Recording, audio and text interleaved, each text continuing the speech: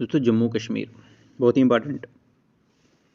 आज हम शुरू करेंगे जम्मू एंड कश्मीर का पूरा सिलेबस हमें डिस्कस करना है। एक एक करके हमें जम्मू कश्मीर की history, polity, geography, mountain ranges Jammu Kashmir में जो भी हैं, पॉलिटी जम्मू कश्मीर की, पास जम्मू कश्मीर के important tourist destination Jammu and Kashmir की, ये सारी चीज़ें हम लोग डिस्कस करेंगे। लेकिन सबसे पहले शुरुआत हम करेंगे इंपॉर्टेंट फैक्ट्स डिटेल में। हम इंट्रोडक्शन इसको बोल सकते हैं जम्मू कश्मीर के लिए। सबसे पहली चीज़ बिल्कुल बेसिक लेवल से आज हम शुरू करने जा रहे हैं कि जम्मू कश्मीर की दो कैपिटल से सबसे पहले हमें पता है कि कैपिटल जो है हमारी समर वाली, ठीक है जी, तो श्रीनगर है, और विंटर वाली हमारी जम्मू है। ऑफिशियल लैंग्वेजेस की बात करूं तो पहले हमारी उर्दू हुआ करती है, लेकिन लेटेस्ट अभी हमारी total Urdu, English, Hindi, Kashmiri and Dogri, ये हमारी ऑफिशियल लैंग्वेजेस हैं। स्पोकन लैंग्वेजेस मैक्सिमम कौन कौन सी लैंग्वेज हमारे यहाँ पर बोली जाती हैं उसकी अगर मैं बात करूँ तो वो आप लोग यहाँ पर देख सकते हैं कि बोली जाने वाली लैंग्वेजेस है हमारी कश्मीरी डोगरी, गोजरी, पंजाबी, उर्दू, ये सारी लैंग्वेजेज जो हैं, लद्दाखी, ये हमारे जम्मू कश्मीर में बोली जाती हैं।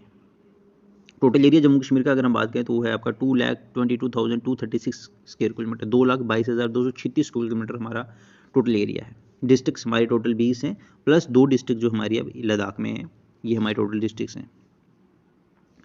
अगर हम बात करें यहाँ पे जेंडर रेशो की, क्योंकि हमारे सेंसस 2011 में हुए थे, उसके बाद अभी तक हमारे कोई भी सेंसस नहीं हुए, तो उन सेंसस के मुताबिक हमारी जो जेंडर रेशो है वो हमारी 883 फीमेल्स पर 1000 मेल्स। Literacy rate 68.74। देखिए यही क्वेश्चन जो है आपसे जेके एस भी पूछ सकती है।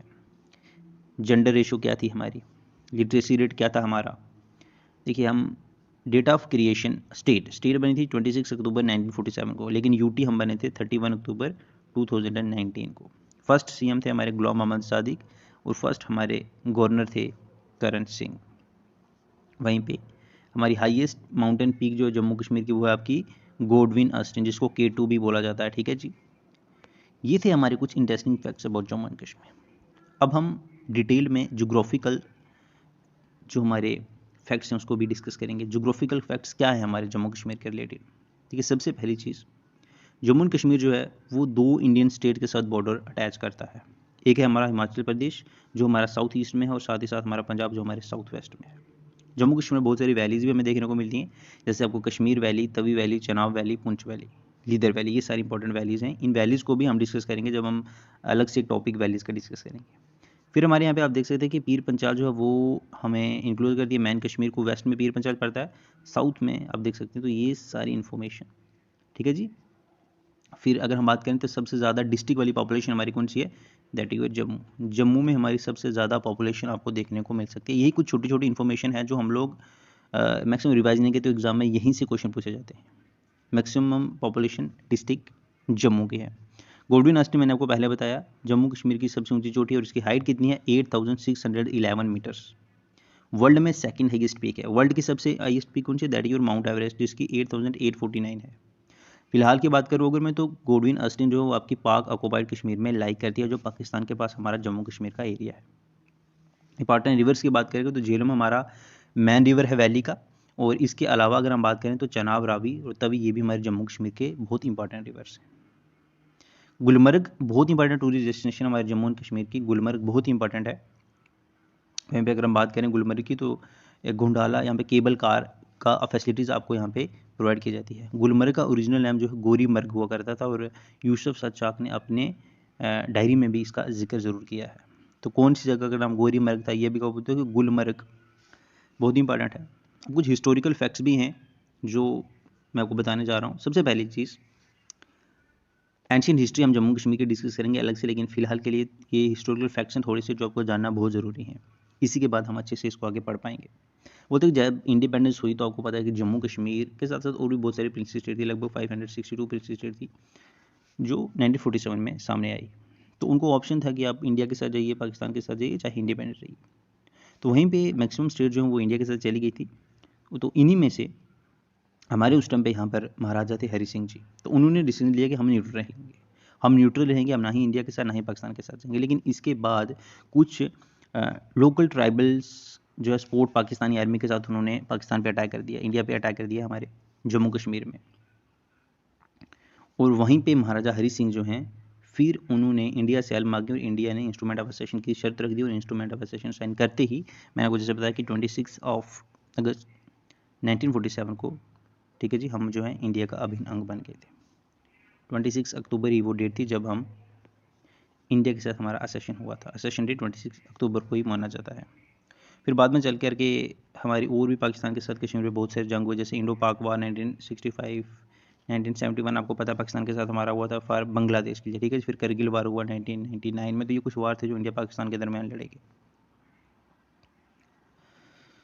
अब ये कुछ कारण थे। फिर बाद में आपको पता कि 1971 में जाकर के हमारा शिमला एग्रीमेंट भी साइन हुआ 72 में, 2 जुलाई 1972 को, ठीक है। जिसके बाद आपको LOC जो है वो साइन की गई। देखिए LOC और इंटरनेशनल बॉर्डर में बहुत डिफरेंस है। LOC वो एरिया है जहाँ पर इंडिया और पाकिस्तान की आर्मी जो है जिनका कंट्रोल है। जैसे पाकिस्तान का इलीगल कंट्रोल है जहाँ तक, तो उसको हम LOC बोलते हैं, जो 1972 में बनाई गई। बाकी इंटरनेशनल बॉर्डर वो है जो ब्रिटिशर्स ने डिसाइड किया था इंडिया और पाकिस्तान के दरमियान। इंडिया के पास लगभग 60% एरिया है टोटल जम्मू कश्मीर का, 30% पाकिस्तान के पास है, ठीक है, और 10% जो है वो चाइना के पास है। बाकी अगर मैं बात करूँ यहाँ पे कुछ कल्चरल फैक्ट्स की जो बहुत इंपॉर्टेंट है, कल्चरल, सोशल, कल्चरल फैक्ट्स, तो जम्मू कश्मीर में जो है मैक्सिमम 2 इथनिक ग्रुप्स माने जाते हैं, जैसे कश्मीर वाले में मुस्लिम इथनिक ग्रुप और हमारे जम्मू में जो है हिंदू। 2 इंपॉर्टेंट डांसेज है हमारे यहाँ पे, धूमल या रोफ। देखिए धूमल और रोफ जो बहुत इंपॉर्टेंट डांसेज है। धूमल जो है ये मैन का डांस है, रोफ जो वो वुमेन का डांस है। चश्मे शाही जो आपको पता है मुगल गार्डन, तो ये वेरीनग स्प्रिंग के आसपास बनवाया गया था, ठीक है जी, बहुत इंपॉर्टेंट है। और ये बनवाया किसने था? अली मर्टन खान ने 1632 में। बाद में शाहजहाँ जो एम्पायर थे उन्होंने अपने बेटे, जो उनके सबसे बड़े बेटे थे दारा शिकोह को, उनको इन्होंने ये गिफ्ट में दे दिया था।